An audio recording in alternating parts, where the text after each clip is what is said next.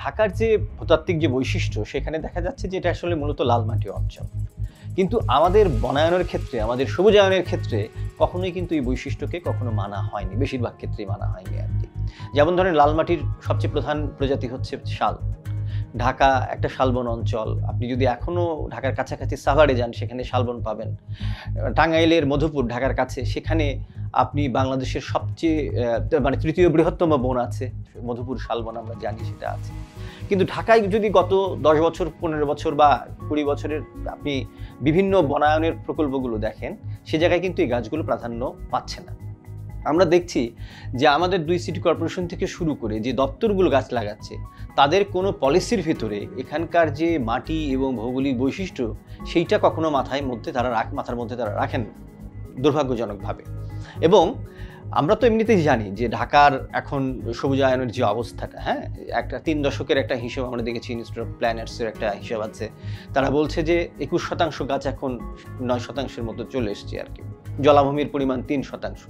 তার মানে গাছটা আমরা ধ্বংস করছি, এবং যেগুলো লাগাচ্ছি সেগুলোর মধ্যেও এক্সোটিক বা বিদেশি প্রজাতির অনেক গাছ আমরা লাগিয়ে ফেলছি। ঢাকা বিশ্ববিদ্যালয়ের উদ্ভিদবিদ্যা বিভাগ তারা গবেষণা করেছে ঢাকার যে সড়ক বিভাজকগুলো আছে সেটা নিয়ে, সেখানে দেখা যাচ্ছে 40%-এর বেশি গাছ হচ্ছে আপনার বিদেশি প্রজাতির গাছ।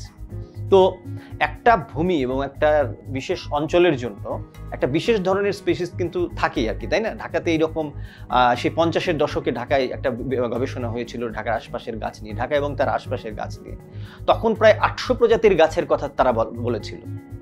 আপনি দেখবেন যে এই যে আমাদের এই দপ্তরগুলো গত 8, 10, 20, 20 মানে 30 বছরে যে পরিমাণ গাছ লাগিয়েছে, এই ধরনের মানে ঢাকার মাটি এবং জলবায়ু বা পানির উপযোগী সেই ধরনের গাছ কিন্তু লাগানো হচ্ছে না। লাগানো হচ্ছে যে গাছগুলো দামি গাছ, অনেক ক্ষেত্রে দাম হলেও যে খারাপ গাছ আসবে ব্যাপারটা তা না, কিন্তু কথা হচ্ছে যে আমার উপযোগী কিনা। বেশিরভাগ ক্ষেত্রে বিদেশি প্রজাতির গাছ দিয়ে ভরিয়ে ফেলা হচ্ছে এবং সড়ক বিভাজকে থেকে শুরু করে সড়কের আশপাশে সৌন্দর্য বর্ধনের জন্য গাছ লাগানো হচ্ছে। সৌন্দর্য বর্ধন গাছের তো একটা অবশ্যই তার একটা নন্দনতাত্ত্বিক সৌন্দর্যের বিষয় তো আছেই, কিন্তু সেখানকার বড় বিষয়টা হচ্ছে যে আমি সেটা আমার জন্য কতটুকু সহায়ক, এই মাটির জন্য কতটুকু সহায়ক, এই বিবেচনা বোর্ডটা থেকে আসলে কাজগুলো করা হচ্ছে না। এইটা খুব দুর্ভাগ্যজনক। আমাদের আসলে যে অবস্থাটা এখন চলছে রাজধানী এবং বাংলাদেশের অন্যান্য নগর অঞ্চলেও ব্যাপক হারে নগরায়ন হচ্ছে, আমরা এটা জানি। ঢাকার চেহারা দিন দিন পাল্টে যাচ্ছে, প্রচুর মানুষ এখানে জড়ো হচ্ছেন, তারপরে তাদের জন্য প্রয়োজনীয় সব কিছু করতে হচ্ছে।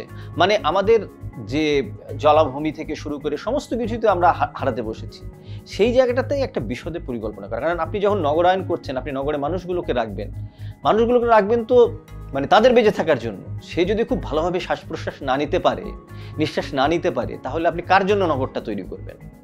সেই জন্য নগর পরিকল্পনার ক্ষেত্রে আমাদের ওপেন স্পেস তো প্রথম কথা হচ্ছে বের করতে হবে, এবং যেগুলো আছে সেই জায়গাটাতে আমরা যেন মানে আমাদের প্রজাতির গাছগুলোকে প্রাধান্য দিই, এই ভাবনাটা আমাদের মাথায় সবসময় রাখতে হবে।